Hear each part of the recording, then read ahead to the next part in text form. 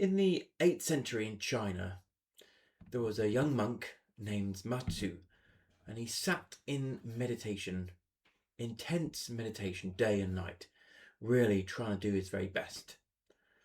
And seeing this intense striving, his teacher, whose name was Nangaku, came over and asked him, "Why are you sitting in meditation?"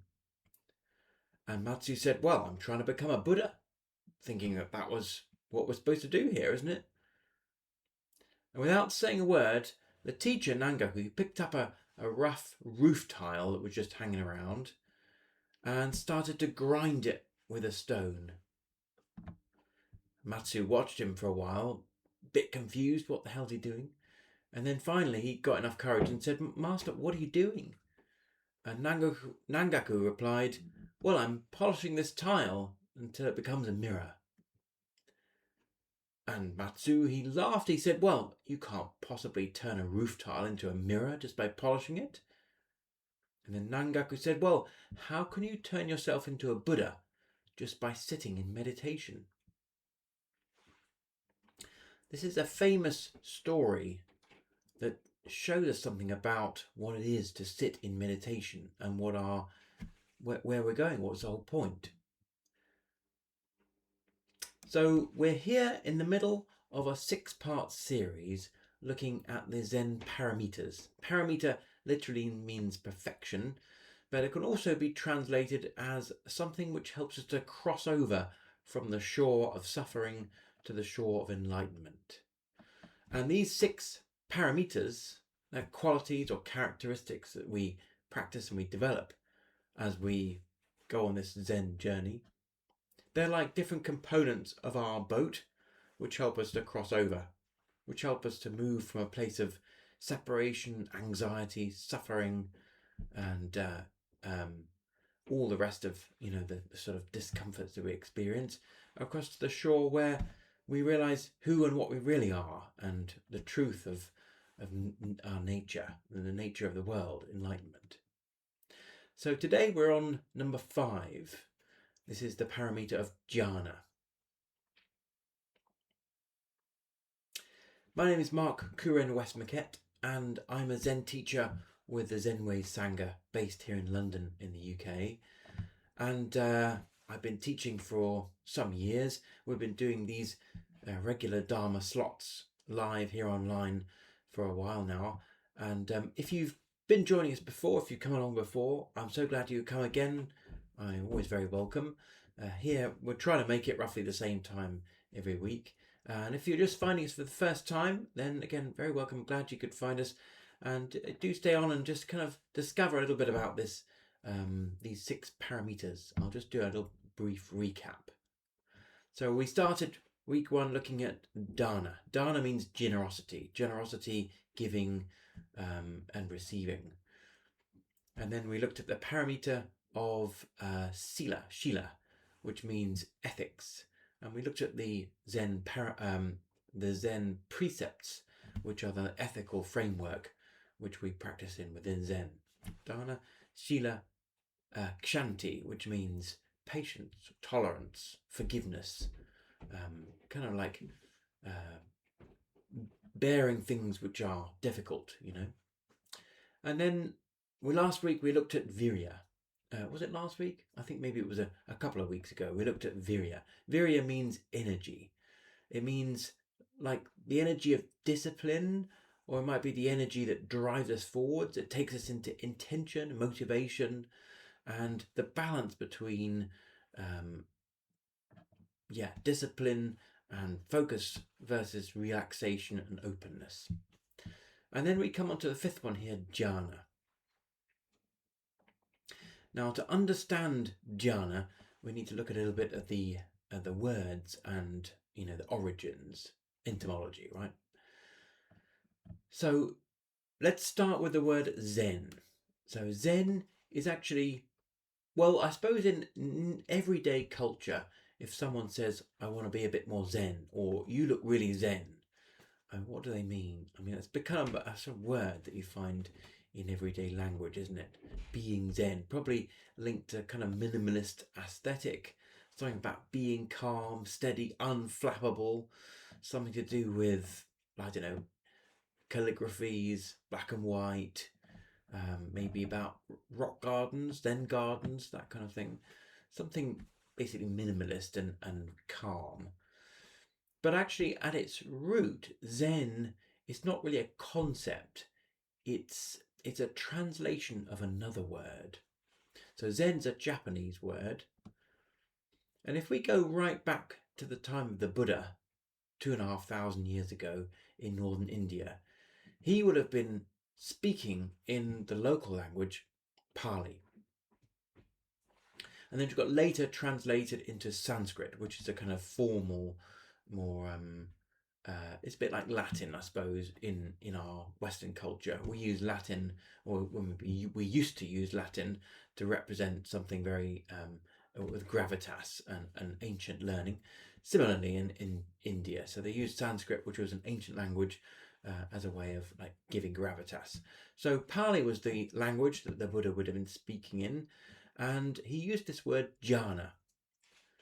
Jhana roughly translates to contemplation, meditation, meditative absorption, that kind of idea, unbroken awareness, concentrated awareness, something like that. So jhana in Sanskrit is spelt with a D and in Pali with a J, but it has the same sound, jhana.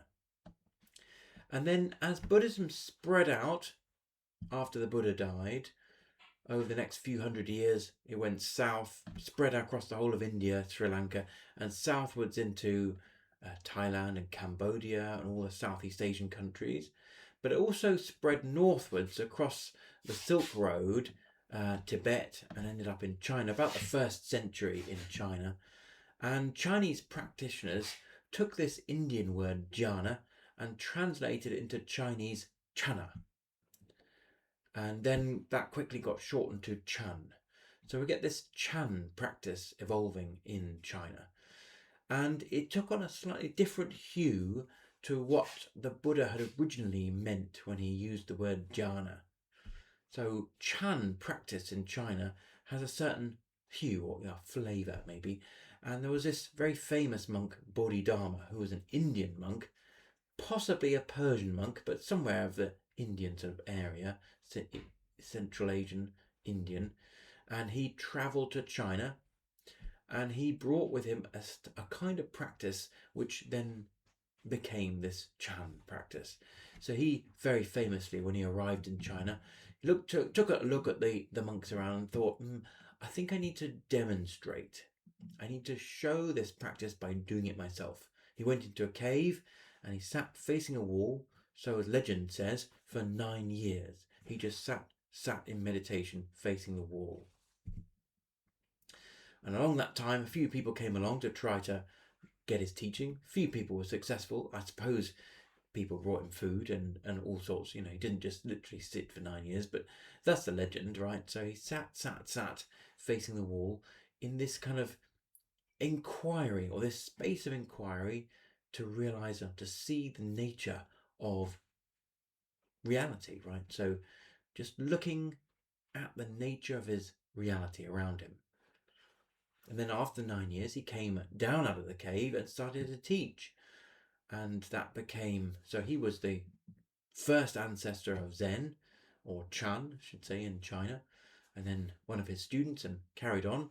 And so this practice of meditation as being the central aim of practice became established. So Chán, you might say, is a school of Buddhism which emphasizes meditation above all others.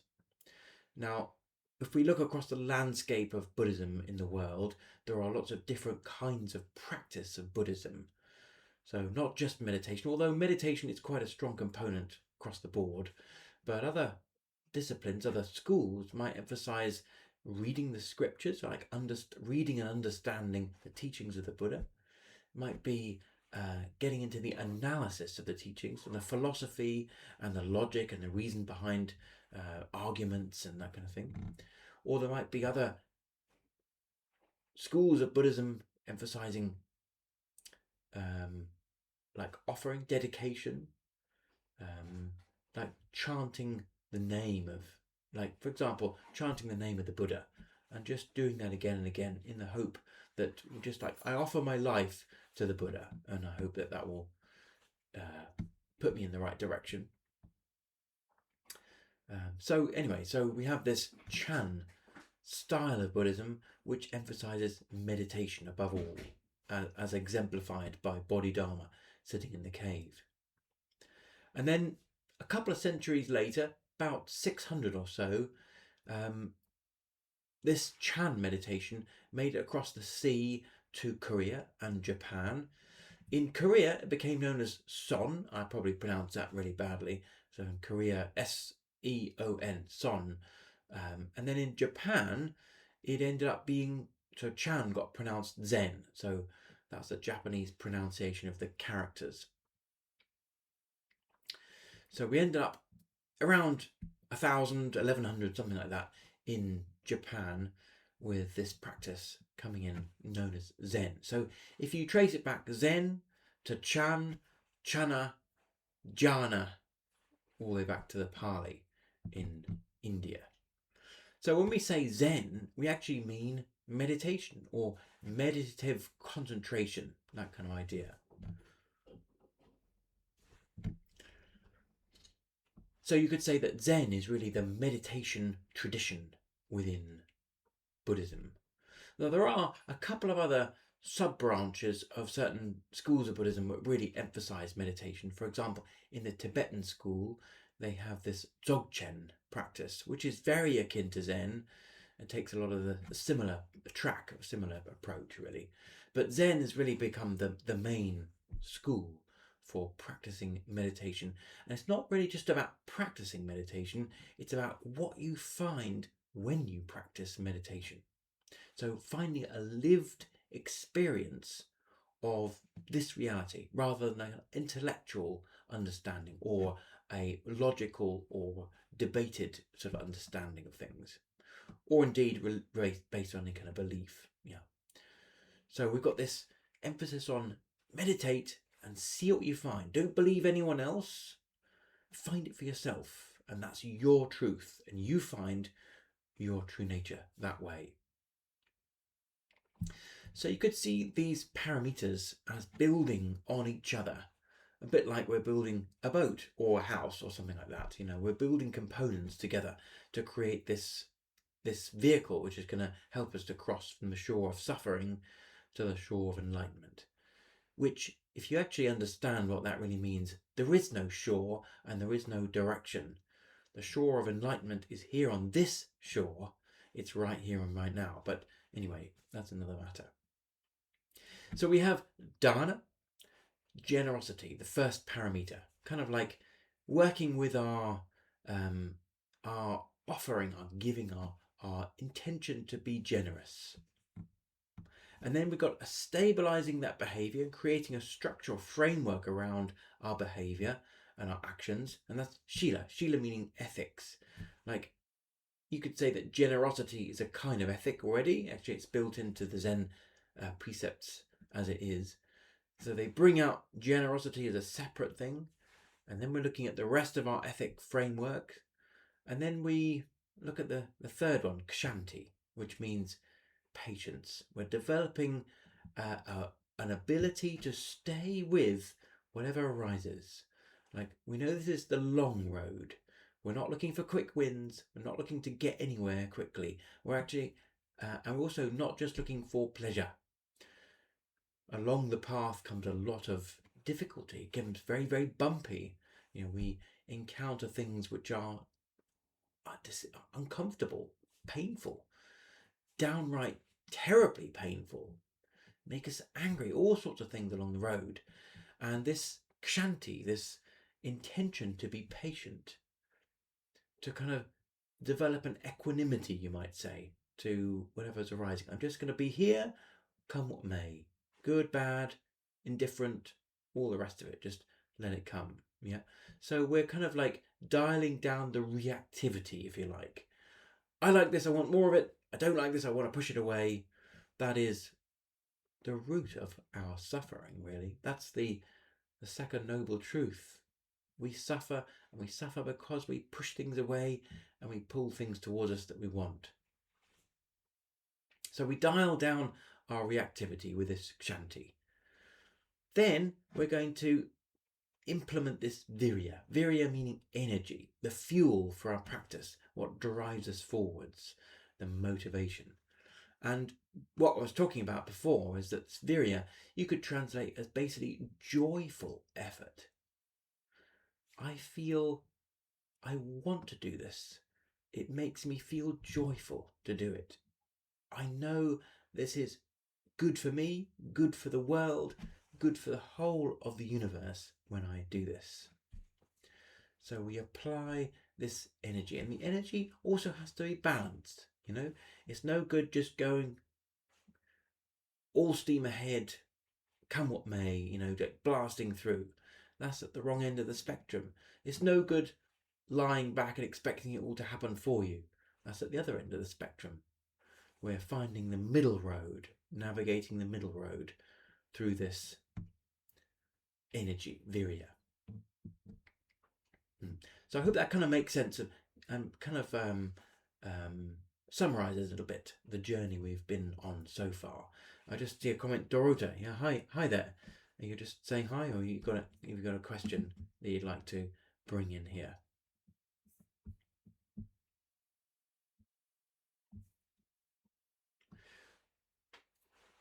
So then comes our fifth paramita, fifth step in the process, jhana.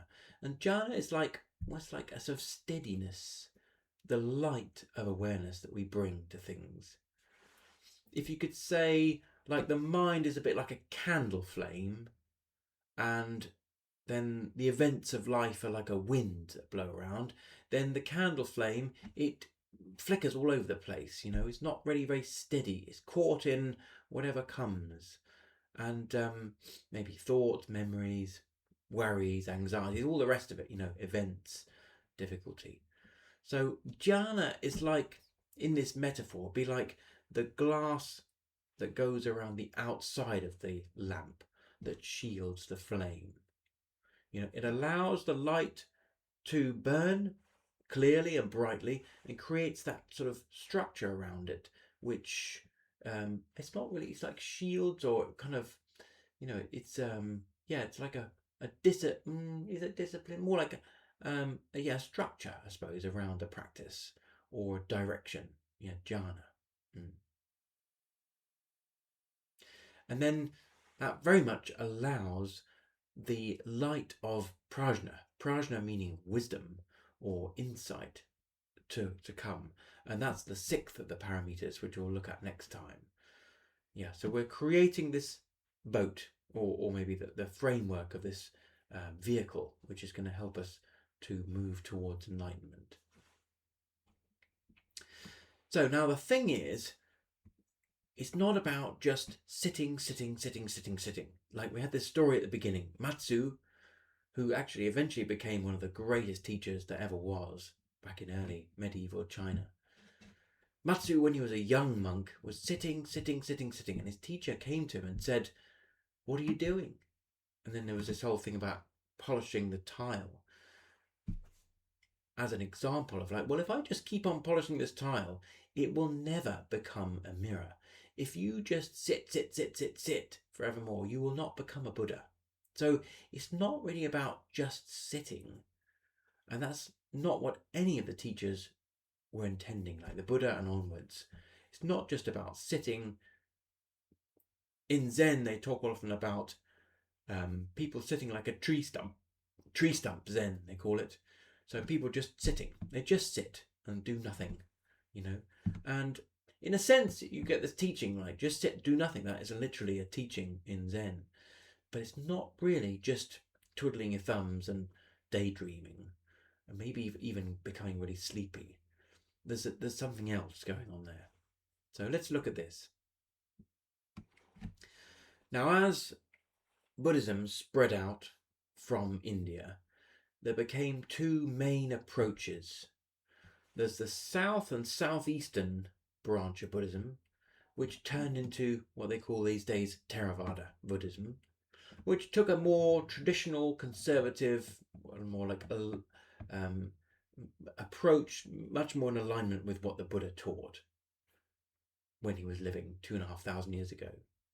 And then as Buddhism spread north into Tibet, China and all the rest of it, then this became what's known as the Mahayana.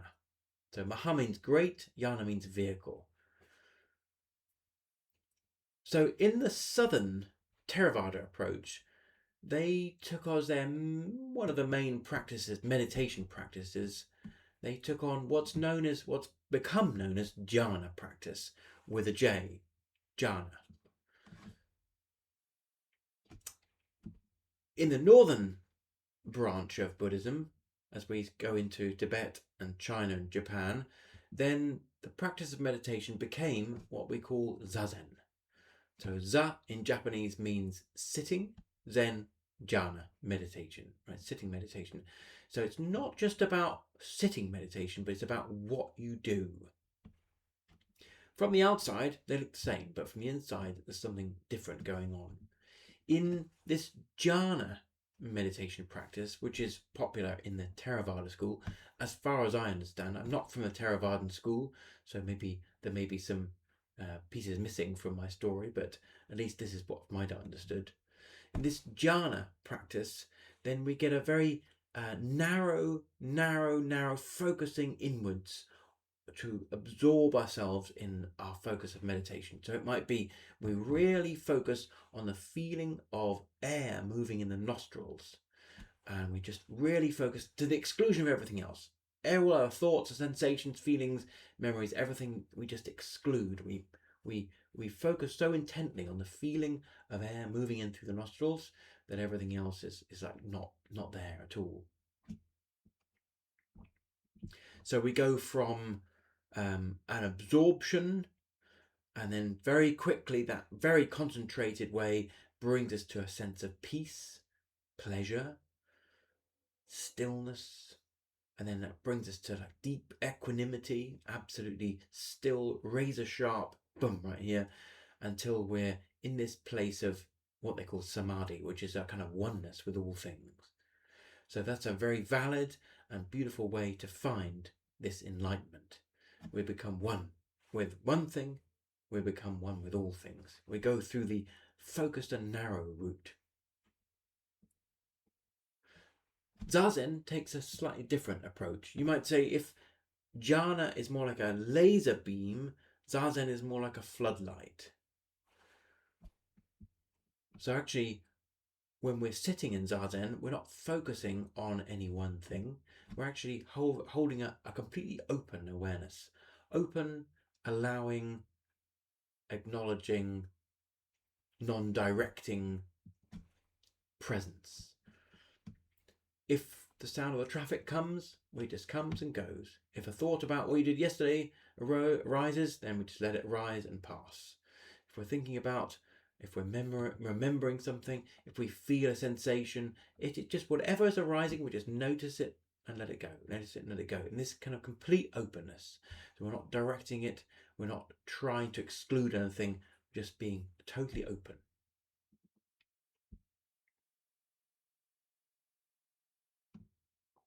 So then jhana becomes quietening the waves on the lake of our mind, whereas in Zazen, you're kind of stepping back and realizing that you are the lake.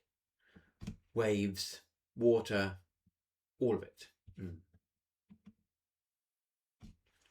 So this brings us back to the story again, Matsu and the polishing of the tile. You know, it's the, are we doing meditation to get anywhere? Are we actually going anywhere? You know, we have this image of the boat and the shores to cross over, which is central to all this paramita stuff. But are we actually going anywhere? So yeah, I mean, it's very easy to get caught in this trap of, I want to get somewhere else. Where I am right now is not where I want to be. It's uncomfortable. It's full of suffering. It's, you know, inadequate or whatever it is. I want to go over there. I want to become more peaceful.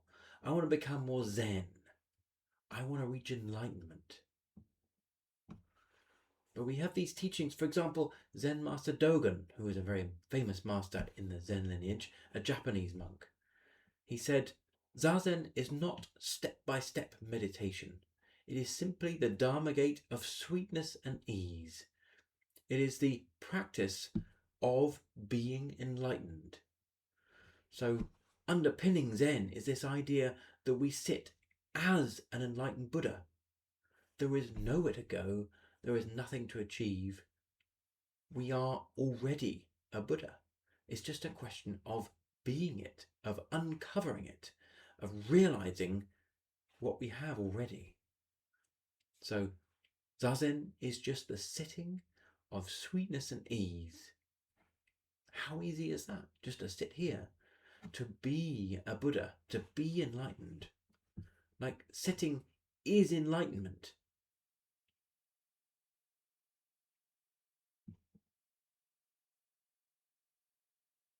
So that's really what jhana, this paramita of jhana, is all really about when we apply it to our Zen practice. When we realize that Zen is the same word as Chán, is the same word as jhana. It's to sit as the Buddha. Not to exclude anything, not to feel like we need to go anywhere. It's to 100% become one with this moment, this body, this feeling, this breath. And I think underneath all of that, there's a deep, deep kindness, because we are allowing ourselves to be just who we are. You know, with all the thoughts and the feelings and the wishes and the wants and all that stuff, it's all okay. With all the, I've got pain in my leg, I wish I could go and get dinner, I wish it was too hot in here, all that kind of stuff, it's all okay. It's all allowed. You know, we've got a space big enough. We're not trying to calm the lake, we're trying to realize we are the lake.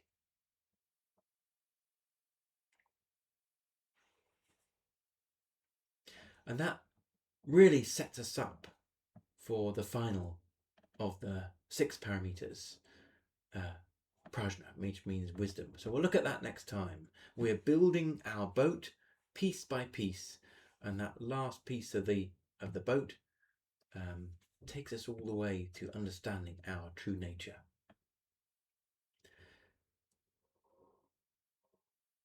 So we're going to do some meditation practice together in a minute, and I thought maybe we could do this very practice of jhana together. But before we do that, if there's any particular questions or comments or anything that was resonating, anything that was coming up, just go ahead and write them in the chat or the comments. Even if you're watching this on the recording, catching up, then again, please just go ahead and write any questions in the comments. I check the comments and I'll definitely respond. So yeah, it's always good to hear your voice, to see your voice here in the comments. It helps us to feel part of a community coming to practice together rather than just a whole lot of people just watching. So participation, joining in, creates the community, creates this sense of us climbing on board this boat together.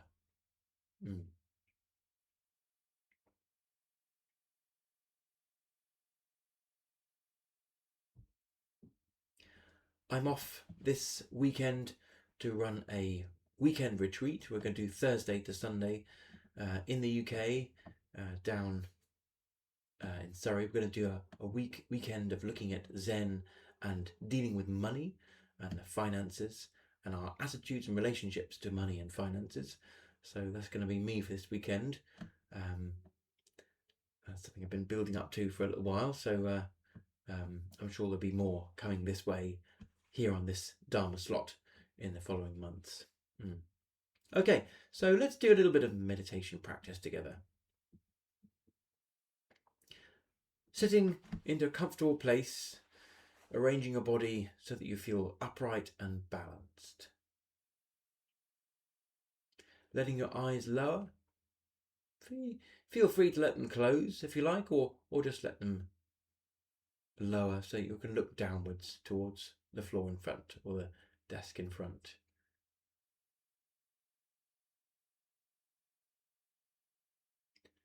Arranging your arms and your hands so that they can feel restful either on your lap or on your knees or something like that.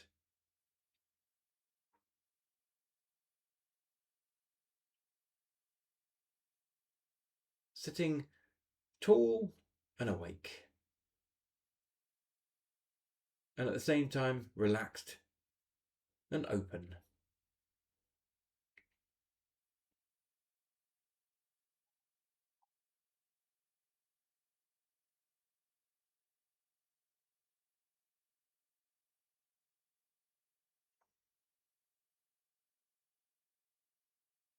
Now, the traditional Theravāda style of jhana practice would be to focus on one thing intently, for example, the feeling of the breath in your nose, and laser beam on that to the exclusion of everything else. You may have experienced that kind of meditation before, sometimes with a candle flame or with a mantra. Same idea.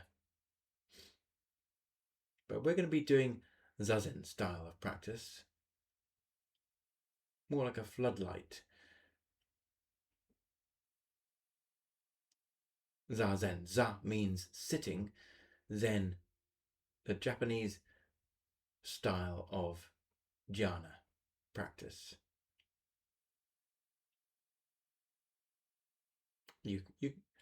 So we're just opening a space within yourself that you can allow anything at all to arise and pass, to be seen and dissolve. And within this space, you might find there's the breath, a feeling in your nose even. But there is room enough for everything else too.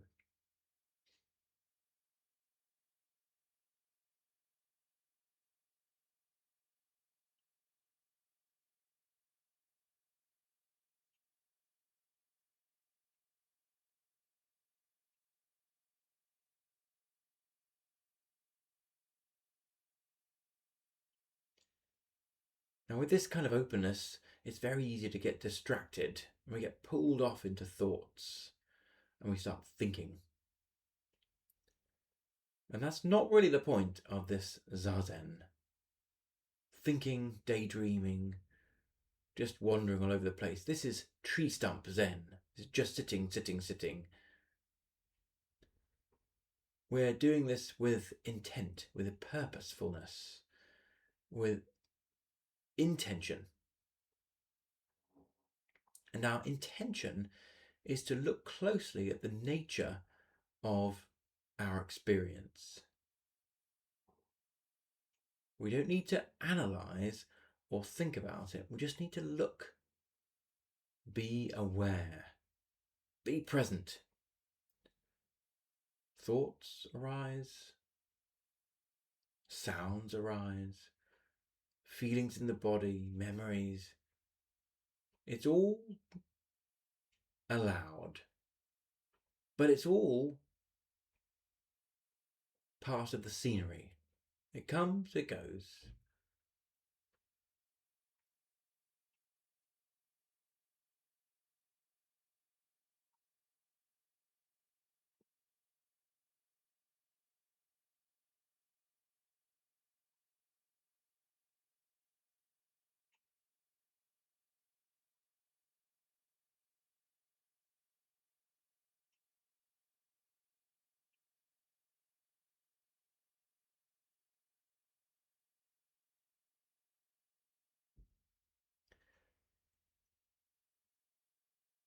Like Zen Master Dogen says, we're sitting in this sweetness and ease.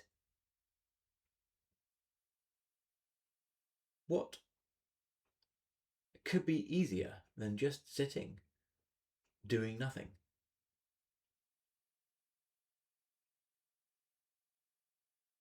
How could you sit as a Buddha?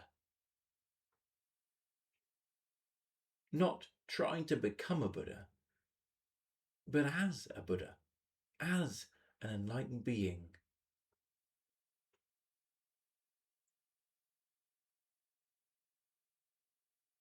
Well, part of you says, but I'm not.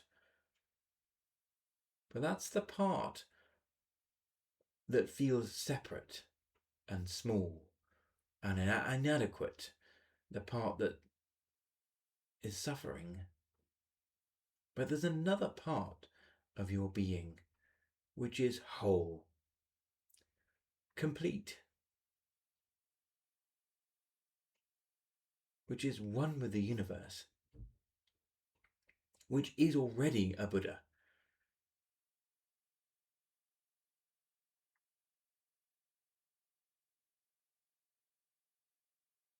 So we just allow that part of us to be here.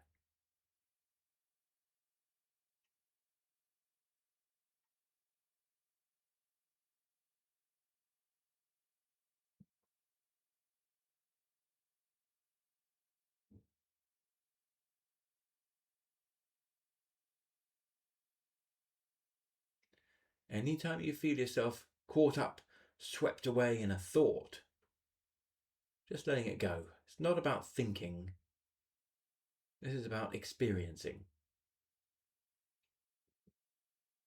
Let the thought go and come back to this openness, this allowing, this willingness to be just as you are.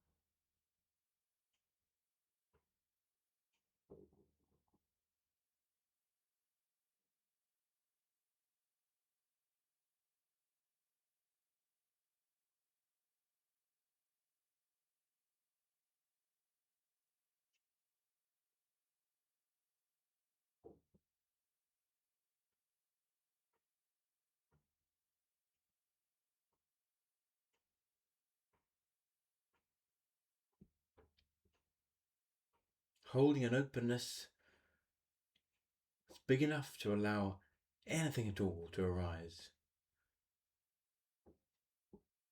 We're not trying to still the lake. We're not trying to stop thoughts. We're not trying to get anywhere. Our job is to realize that we are the lake. That the thoughts, the feelings, they're part of it as much as anything else. And they're not separate from anything. All arising in a continuous flow.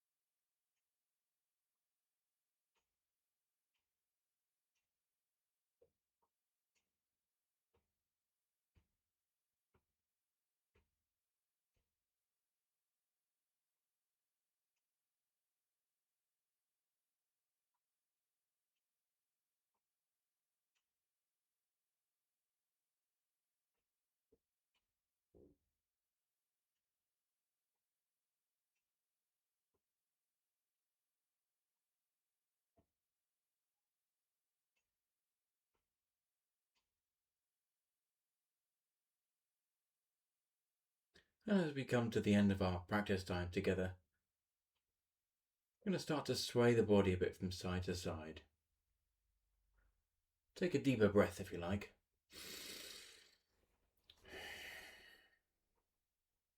And letting your eyes lift when you're ready. We offer the merit of our practice today to all beings. May they be safe and well. May they be content, happy. May they find true liberation. Oh, well, thank you everyone for joining in today, coming along, joining our regular Dharma slot here on a Wednesday. If anyone's got any questions or comments or anything like that, just go ahead and write them in the chat as per usual. And if you'd like to donate in exchange for today's teaching, you can just hit the donate button. That just helps us support everything we're doing. And if you're catching up if you're watching the YouTube or catching up, you can just use the link that's in the description as well to send a donation. Very much appreciated. We're here most weeks at this time. Obviously it's summer and it's a bit of holidays. I might have a few weeks off in the next coming weeks, but generally speaking, here Wednesday at the same slot. So do find us again and come back and join in. If you've got any topics you'd like to explore, any questions that would form the basis of future talks or discussions, just let me know. Yeah. Thanks everyone, and I'm so glad you could come along.